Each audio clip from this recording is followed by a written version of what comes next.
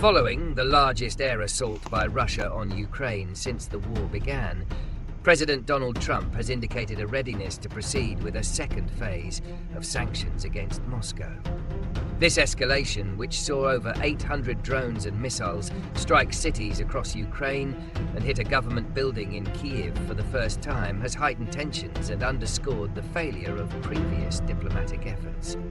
While Trump has repeatedly sought to position himself as a deal-maker capable of ending the conflict, the recent violence has complicated his approach. Ukrainian officials, including President Zelenskyy, have condemned the attacks as a deliberate crime and a prolongation of the war, calling for a stronger response from international partners, particularly in the form of more air defense systems and intensified sanctions.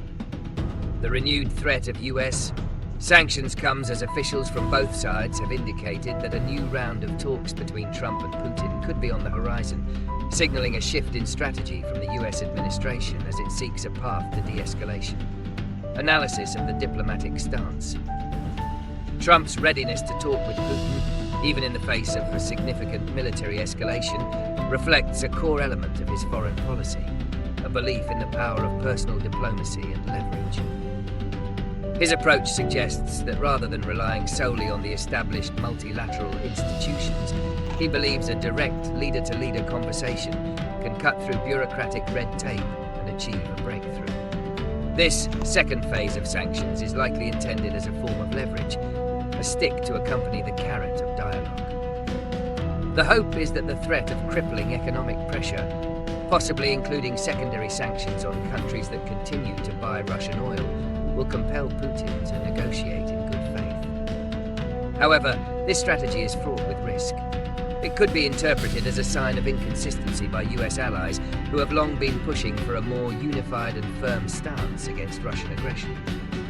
It may also legitimize a might-makes-right approach to international relations, where a powerful country can use force to achieve its goals before being brought to the negotiating table. Reasons and consequences.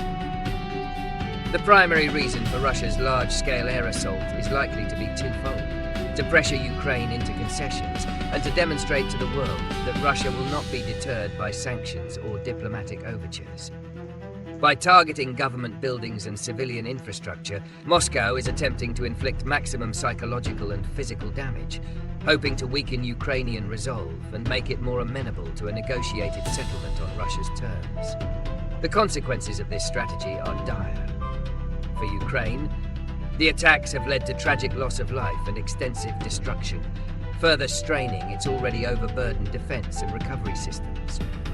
On the international stage, the assault complicates any claims of a readiness for peace talks from the Kremlin, making it difficult for allies to trust Russia's intentions.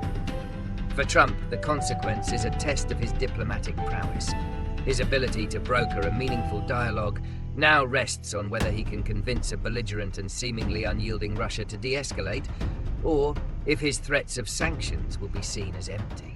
The danger is that a failed attempt at dialogue will not only fail to stop the violence, but may also weaken the collective will of the US and its partners to continue supporting Ukraine. Prediction and solutions. Given the current trajectory, a breakthrough in any upcoming talks is unlikely to be swift or decisive. Putin has demonstrated a willingness to use force to gain a position of strength, and it is improbable he would make significant concessions without a powerful incentive. The most probable outcome is that any peace talks would result in a tentative and fragile agreement, perhaps a temporary ceasefire or an agreement to agree that provides little concrete progress. It is more of a political tool for both leaders than a genuine step toward a lasting peace. For a durable solution, a more comprehensive approach is needed. First, the US and its allies must maintain and strengthen a unified front, ensuring sanctions are not only impactful but also collectively enforced. Second, the focus should shift from reactive diplomacy to proactive support for Ukraine, including robust security guarantees that do not require NATO membership. A steel porcupine strategy, where Ukraine is so well armed and trained that it becomes too costly for Russia to attack, offers a more realistic path to stability than relying on a diplomatic Hail Mary. Finally, any long-term solution must address the foundational issues of Russian security concerns and Ukraine's right to self-determination, perhaps through a framework that formalizes Ukraine's neutrality while ensuring its territorial sovereignty.